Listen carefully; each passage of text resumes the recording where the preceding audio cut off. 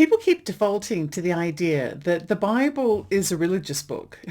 But when I finally read it a few years ago, cover to cover, which I did, then I realized it was actually something else.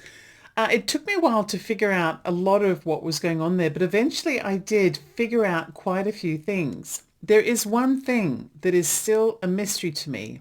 Well, kind of. What does the number 666 actually represent? And why is it written into the Bible as the mark of the beast? I've actually realized that the answer could be very simple. And the clues are all over the Bible. But in order to understand them, you have to step out of the religious mindset and into the mindset of mythology. When you do that, you'd be amazed at just how much suddenly makes sense in passages that never really seemed to make sense before. Let's talk about that. The voices that we hear that are always deconstructing the idea of 666 as a satanic symbol or the mark of the beast generally default to a small number of modern interpretations and conspiracy theories. One of the most common of those is the microchip in the brain theory that we're hearing about these days.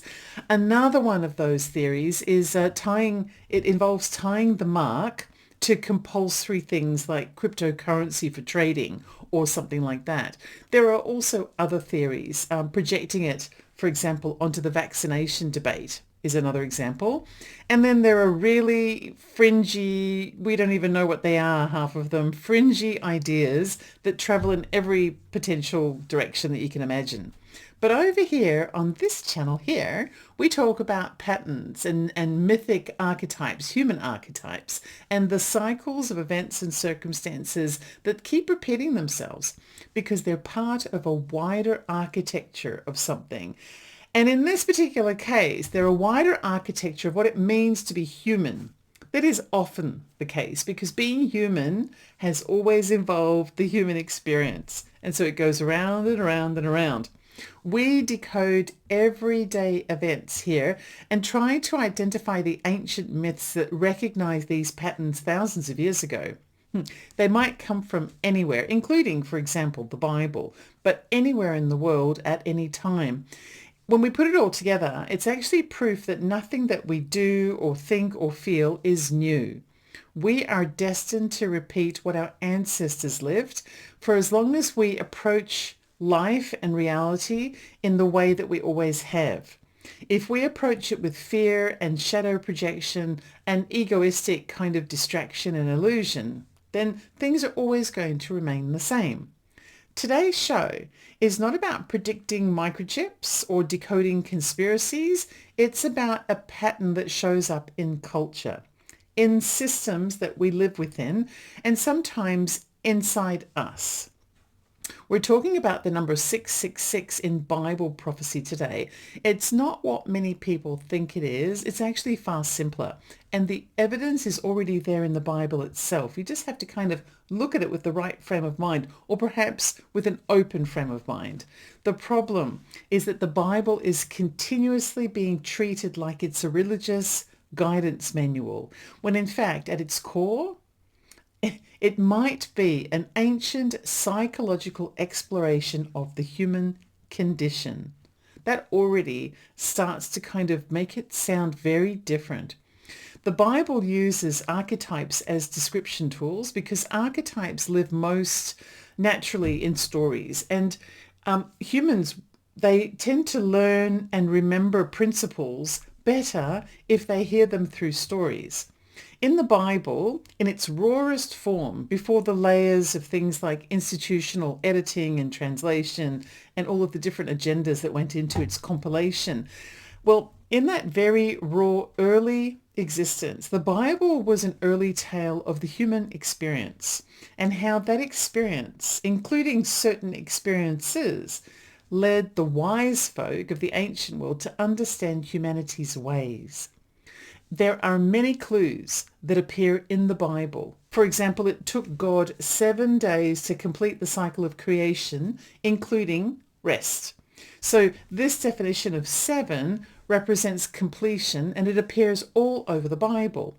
6, therefore, could very well mean that the cycle is still incomplete. That 7th step is missing. That's just one little thing. Here's a clue that also comes from science on that very same fact. It relates to the composition of matter. So humans, like all other forms of life here on Earth, are products of matter. But the most important matter to consider in this equation of what it means to be, a life force here on Earth is carbon. And carbon is the basic building block of every kind of life form here on Earth. Carbon is made up of 6 protons, 6 neutrons, and 6 electrons. 666.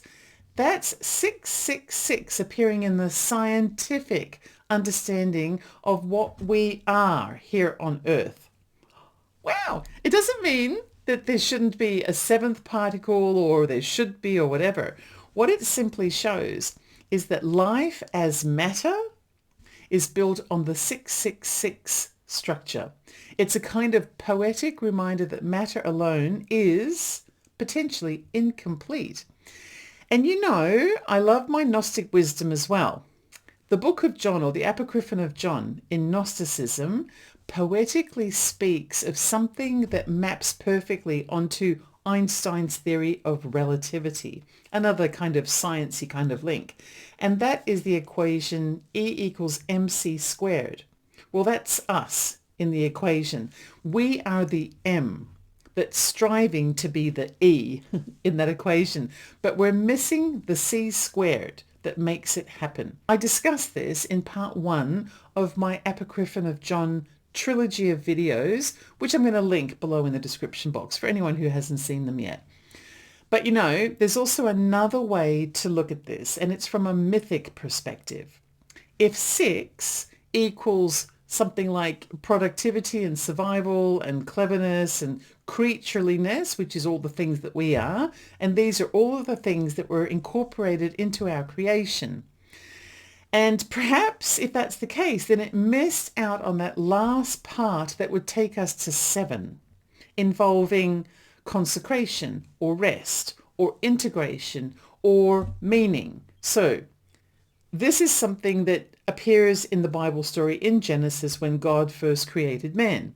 He created us to be a maximized power that has dominion over the earth. But what he didn't do, potentially, or what we lost along the way, is that we're unable to cross that threshold into perfection, into wholeness, that is represented by the number 7. So to illustrate this mythically, so that we can sort of help in our interpretation of what's missing, let me express it in a really modern way. We live to work, but we hardly ever really truly rest. We might go out drinking, we might sit and watch TV, we might do things like that, but rest is something very different. We build very full lives, but often we don't feel as though we're whole, even though our lives are full. We have a mind and a body and a spirit, but each one is pulled outward towards things like performance and productivity and perfection, instead of inward towards simply being who we are without any other kind of outward-facing distraction or illusion. It's like an endless loop of the biblical day 6 pattern, but without any kind of 7th day to complete the whole. The number 666 is an inner pattern of almost, but not quite, being divine. And when you look at it that way, the mythic explanation of 666 gets really interesting. I actually wrote a book about a prophecy that I saw in the 1980s. It's right there, Truth Lies in Twilight, the Prophecy. In that book, I did a really thorough analysis of a particular prophecy that appears to predict our current moment in time and what it might lead to in the future.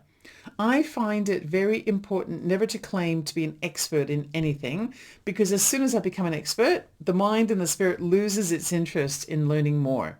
And so I've tried to keep my mind open to everything and anything.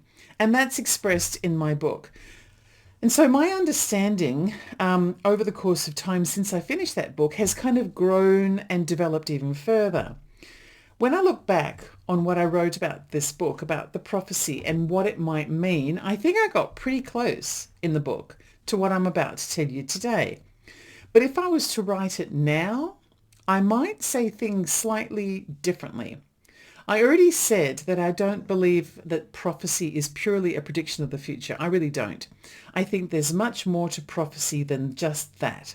And I think that I got it right in the book when I said that events are like markers that give us potential off-ramps if we choose to accept them. And those off-ramps allow us to change our future by changing our perspective or shifting something else that we have a control over as humans.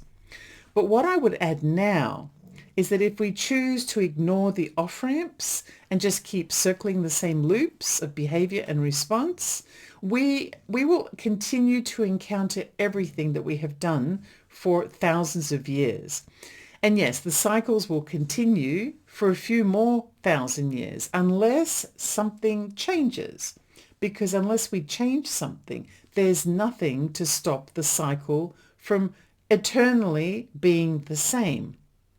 For me now, prophecy, I would say, is more along the lines of a psychological prediction of a pattern that is continuously reoccurring, because it always has and it always will, until we decide to do things differently and shift the pattern of behavior.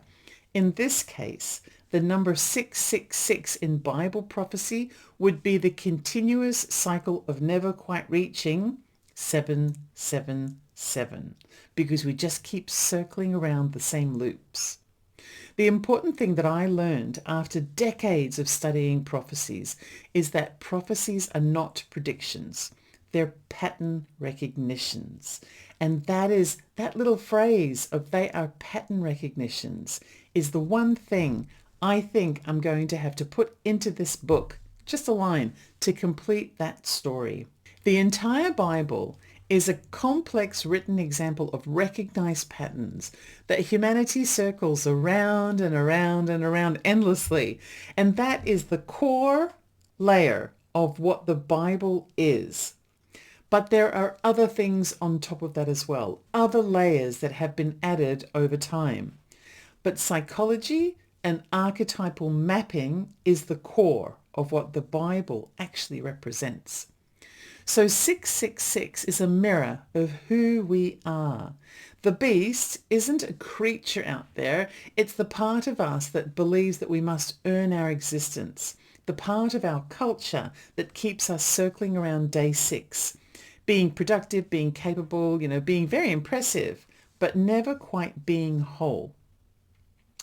This is where you get to recognize the pattern occurring inside you as well. And I want you to know that I'm currently developing a tool that hopefully will help you to see it in your own unique way.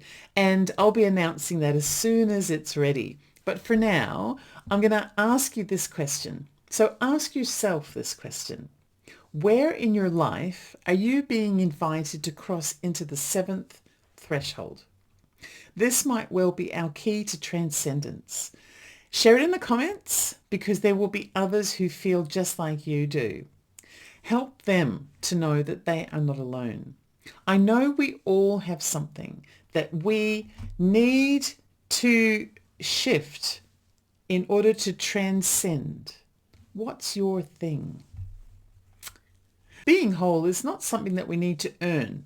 Okay, we are already entitled to being whole. What the difference is that there's a doorway there that we simply need to open and cross. And every myth reminds us that the doorway is always closer than it appears to be. It's always been right there, right in front of us, waiting to be opened. The only thing preventing us from opening it is not being aware that it exists, but it's there. Welcome to the new world. If you love your mythology and your ancient wisdoms, you're going to love it here. This is Ellie Dreams and Under. I love knowing you're here, and I'll see you in my dreams.